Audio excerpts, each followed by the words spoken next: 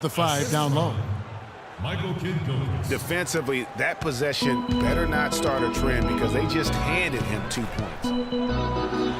Here's Irving. They get the rebound. For 3, Love. That's in, coming off the assist from Thompson. Love's got his first 3 points of the game.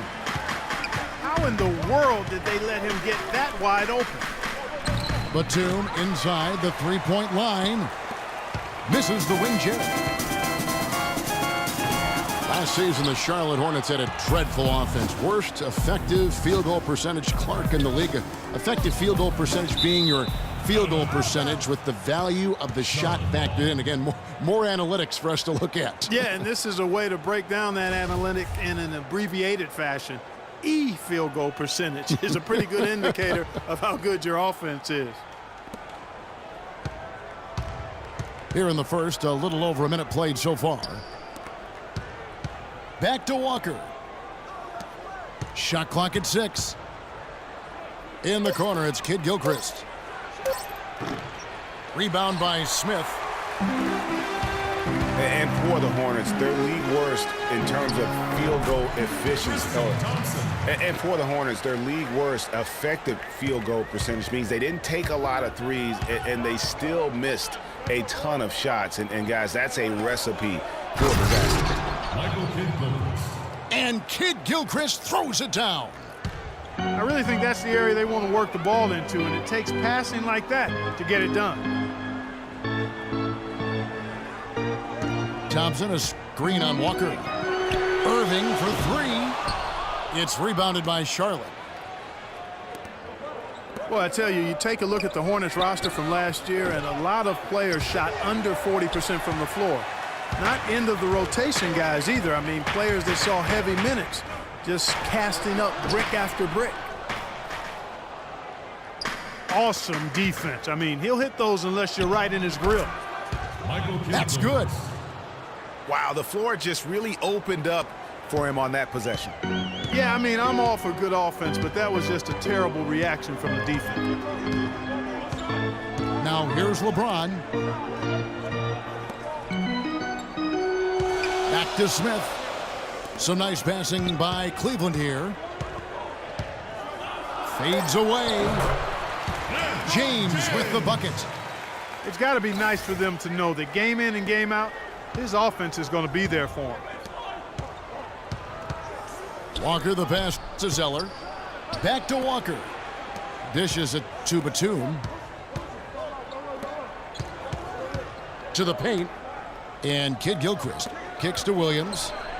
Walker misses the jumper. That's one he knows he should have drained. Irving's shot is good. You know what? Didn't find a very good shot on that possession, but still able to get 2 points. On the wing, Batum. Back to Walker. And stolen by Kyrie Irving. The feed to Smith. And that'll be Cleveland as it goes out of bounds. The Cavaliers retain possession. You know what? A low percentage pass on that one, but sometimes it's worth the risk. Well, that time the risk did not pay off because it was well defended. Catching up on the changes for Cleveland. Channing Frye's checked in for Tristan Thompson. Amon Shumpert has come in for J.R. Smith. And it's Matthew Dellavedova in for Irving. Just 5 to shoot. Dellavedova dishes to Love. That drops, and it comes off an assist from Dellavedova. 6 points for Love. You know, what an advantage he brings to this offense, guys. I mean, being able to drain the 3-ball, that really can spread a defense and extend the defense as well. And the pass to Kaminsky. It's stolen by Amon Shumpert. Got a piece of it. Stolen by Jeremy Lin. Kaminsky, the pass to Lin. Yeah, way to play in attack mode and get to the line. And, you know, the defense gets their money's worth on that foul, stopping the layup and not giving up the and one. First trip to the free throw line for him in this one. Mozgov, he's checked in for Cleveland. Jeremy Lamb's checked in for Charlotte. You Now, one spot the Cavs did struggle with last year was help off the bench. They were last in the league in bench scoring. With the pass. Quick hands on the steal and then just mad hops on the slam. Great sequence for them defensively and Clark offensively. Well, one usually leads to the other, Kevin. That's just good, aggressive, attacking basketball at both ends. Shot clock at 3. Here's Kaminsky. Can't connect from short range. Here's Shumpert. And that one is hammered home. Wow, and that sort of showmanship is just deflating right now to a team trying Clark to get back into this game like this. Yeah, definitely a jam with emphasis. A big apostrophe or exclamation point. How about maybe even a question mark, partner? Yeah, I would have to say there are a lot of questions right now from a defensive standpoint. That's for sure. And that does it for the first quarter. Cavaliers on top, up 9. And the second quarter about to get started. We'll be back in just a moment.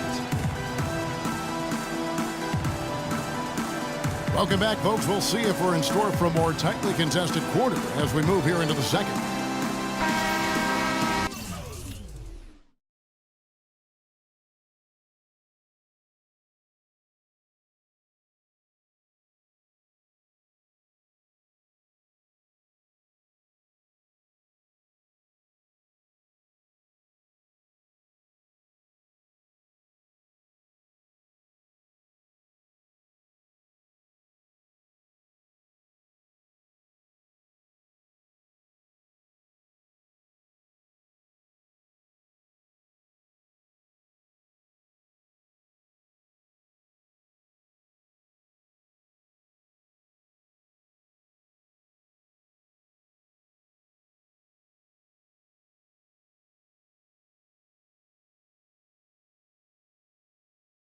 Look at how the hustle game has been going for the Cavaliers. Well, I think the defensive aggressiveness on display here has caught him off guard, playing airtight defense and coming up with the steals. Yeah, the other thing, though, is they have attacked in the open floor. They're definitely getting a lot of easy ones that way. Dellavedova and Smith are the guard tandem. Amon Shumpert is out there with Channing Frye. And it's Mozgov in the center, locking down the middle. That's the group for Cleveland going right now here in the second. Shumpert, no good. Hornets trail by 11. And so he draws the foul on the shot. A trip to the line to shoot 2. I mean, even from over here, you can see that one pretty clearly. No question about it, Greg. I mean, a ton of contact and a good call by the officials.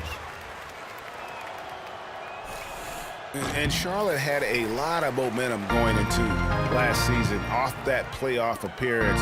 But they just stumbled out of the gates last season and spent the whole year playing catch-up. Kyrie Irving, he's checked in for Cleveland. Charlotte also making some changes. Kid Gilchrist, he's checked in for Lee. And it's Kemba Walker in for Jeremy Lin. And he's trying to shoot his way out of it. You know, they have the lead, but honestly, I think it might help if he'd be a little bit more selective tonight. And for the Hornets, they seemed to get back on track last January, but they faded Clark quickly after that. Were too far behind to make up room again in the playoffs. And, you know, they had a rash of injuries, Kevin, and that really did them in. All in all, it was a season that just didn't have any traction for them because of the injuries. Timeout is called. First of the game for the Cavaliers. And Steve Clifford might not be the most famous coach in the NBA, but he has plenty of experience, and everyone in the league knows exactly how well-versed he is as a coach.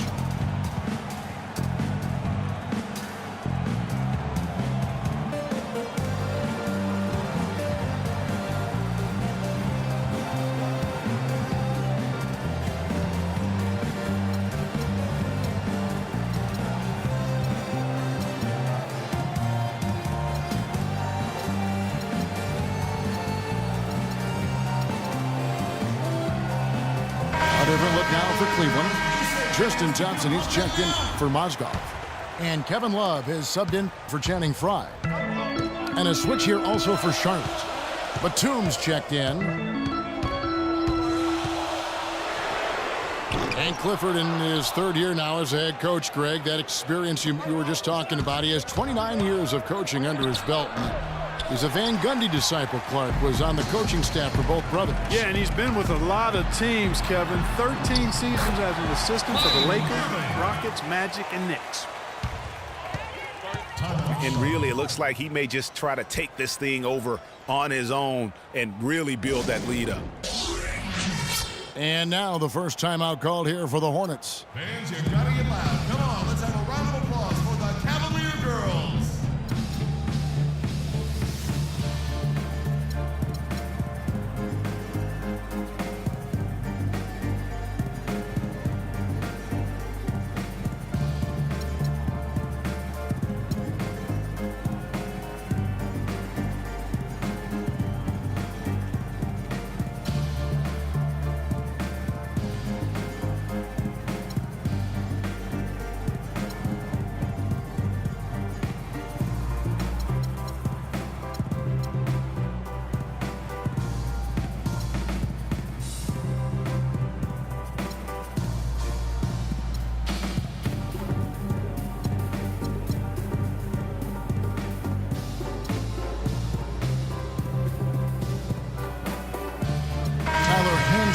Checked in for Marvin Williams. A minute and a half gone here in the second quarter. Pass to Hansbrough. And it's Walker penetrating. Laid in with a nice touch off the glass. The offense has a better flow, and it actually looks better here in the second quarter. It does. They're playing with a little bit more bounce in their step and trying to close this gap. He's going to play his way right onto the bench and out of the game if he continues to shoot it like he has so far in this quarter. Now here's Jefferson. He hasn't scored yet. That, I'm sure, will change. Yeah, they've gotten into a nice flow this quarter. Yeah, looking to turn things around here, Greg, and cut into this lead. Timeout called the Cavaliers. In addition to going over the game plan and making whatever necessary adjustments have to be made, Greg, this timeout also the time for players to get rehydrated or hydrate for the first time with some Gatorade. Plenty of basketball still to be played here, and they have to get recharged. That's a great point. Without proper hydration, a player can completely run out of gas down the stretch of a game, and that's something that none of these guys can afford to have happen. If you're going to battle all the way to the finish, you have got to be hydrated. Timeout called the Cavaliers. Cavs were one of the top teams in the East last year, and it was in large part to how strong they were at home. Boy, did they shoot it well from beyond the arc at home, Kevin. I mean, top 3 in the league in terms of three-point shooting. It does help to have LeBron, doesn't it? It does. That is a factor.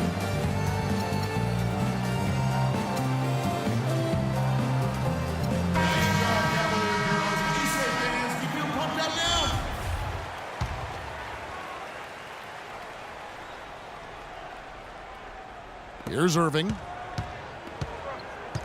And, you know, for the Cavs at home, they ended with 31 wins there. Second best record in the East in that regard. A lot of those wins actually came after the All-Star break. That's his first personal foul. And how about the Cavs last season? 18 straight home wins for their third longest home win streak in their history. And that home winning streak helped them jump from the middle of the playoff pack to the 2 seed. You know, I thought Charlotte went to their bench as much as most other teams last season. Those guys ate up time for the starters, but weren't nearly efficient scoring the ball as you might want them to be. Now here's Walker. And Hansbrough kicks to Walker. Poked away. It's taken away by Smith. Oh, he's going up for the alley-oop here. Up high to stuff the alley-oop. And unfortunately, we've seen a few too many of those. A lack of concentration and alertness, a turnover, and an easy bucket the other way in transition. And really, a few more of those, and this game could be over. For the Hornets last season, their bench was weak at times. They just couldn't really score that well. And the Hornets bench was the only bench to shoot under 40% from the floor for the season.